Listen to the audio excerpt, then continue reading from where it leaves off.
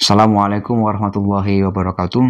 Saudara-saudaraku yang berbahagia, yang dirahmati Allah Subhanahu wa taala.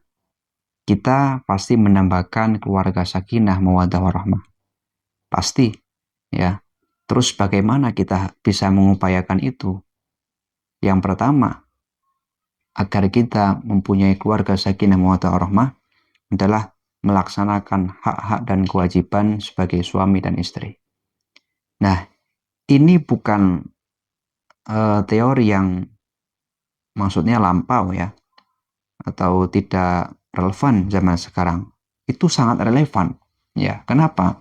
Karena hak dan kewajiban itu adalah hasil daripada fitrah sebagai seorang laki-laki dan perempuan. Satu contoh, dalam Al-Quran dikatakan ar-rijalu qawwamuna 'alan nisa. Ya kan? Laki-laki adalah pemimpin wanita. Dalam tafsirnya dikatakan, kenapa dikatakan pemimpin? Karena diberikan kekuatan yang lebih. Ya kan, kekuatan lebih. Dari kegiatan fisik, kekuatan pikiran, dan kekuatan ibadah. Karena tidak ada libur sama sekali dengan haid maupun yang lain. Itu ar-rijal, ya kan, laki-laki. Nah, untuk itu, naluri sebagai pemimpin, itu ketika memerintahkan kepada wanita, maka apa? Akan senang ketika ditaati.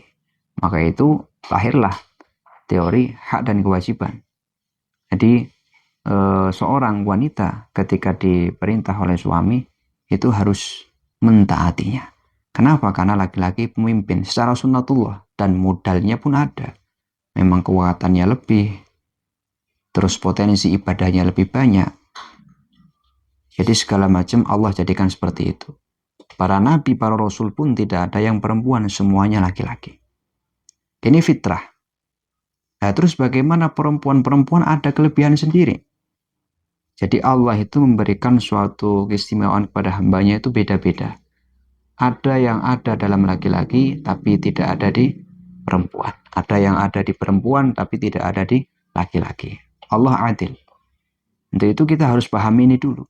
Hati hak dan kewajiban adalah bagian daripada sunnatullah. Fitrah sebagai laki-laki dan perempuan. Contoh, misal, kenapa laki-laki itu diberikan kewajiban cari nafkah? Ya karena punya kekuatan. Punya kekuatan yang lebih. Bisa angkat-angkat, bisa kerja panas-panasan secara umum. Dan macam-macam.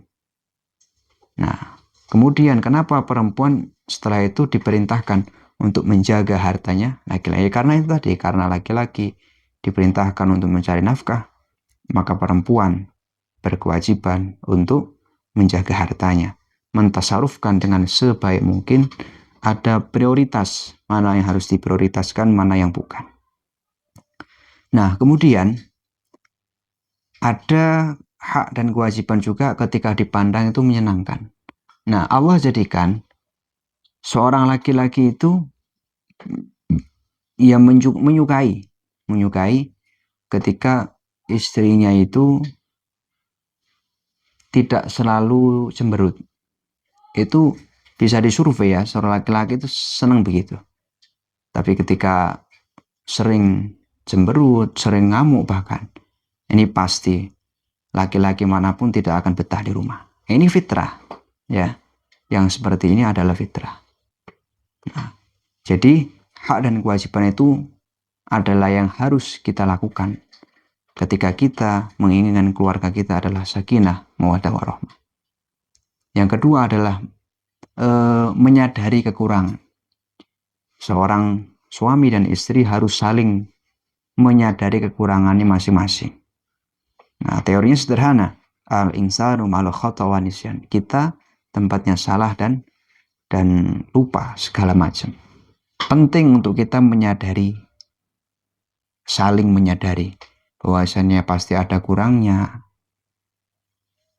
istri ada kurangnya, dan suami juga ada kurangnya. Dengan seperti itu, insya Allah ketika salah seorang pasangan kita ada salahnya, itu kita mungkin ada sebelnya, tapi tidak sampai masuk di hati terlalu lama. Karena kita menyadari, ya kita semuanya ada kekurangan. Selanjutnya adalah belajar menerima. Belajar qanaah, menerima dan merasa cukup dengan pasangan kita. Jadi ini sangat penting. Ketika kita tidak belajar menerima, otomatis nafsu kita akan minta terus apa yang kurang dari istri kita. Nah, sehingga kita akan pandangannya kemana-mana. Dan ini menjadikan titik awal seorang keluarga itu tidak dalam kesetiaan. Bisa ada perselingkuhan dan macam-macam karena kurang menerima pasangannya sendiri. Kurang merasa cukup dengan pasangannya sendiri. Nah, selanjutnya adalah diniati ibadah. Diniati ibadah ini sangat penting karena kita meyakini kita berkeluarga itu tidak hanya di dunia ini, tapi nanti sampai di akhirat kelak.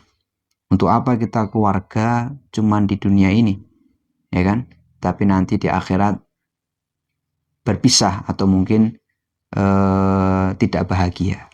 Kita mempunyai keinginan dalam keluarga itu bisa bahagia di dunia dan di akhirat. Untuk itu apapun yang kita lakukan, mungkin melayani atau mungkin membantu, mungkin mencari nafkah, kita niati ibadah. Dengan niat seperti itu, maka apa yang kita kerjakan untuk memenuhi keluarga dari kewajiban, dari tanggung jawab kita itu bernilai ibadah. Kemudian yang selanjutnya adalah dekat dengan ilmu. Ini sangat penting. Ketika kita jauh daripada ilmu, kita tidak akan pernah tahu mana yang seharusnya kita itu lakukan, yang dulu dicontohkan oleh Rasulullah Muhammad SAW. Sehingga kita tersesat. Kita malah dipenuhi dengan teori-teori barat, teori-teori kekinian, padahal kita punya Rasulullah yang mencontohkan bagaimana keluarga beliau yang sakinah mawaddah warahmah.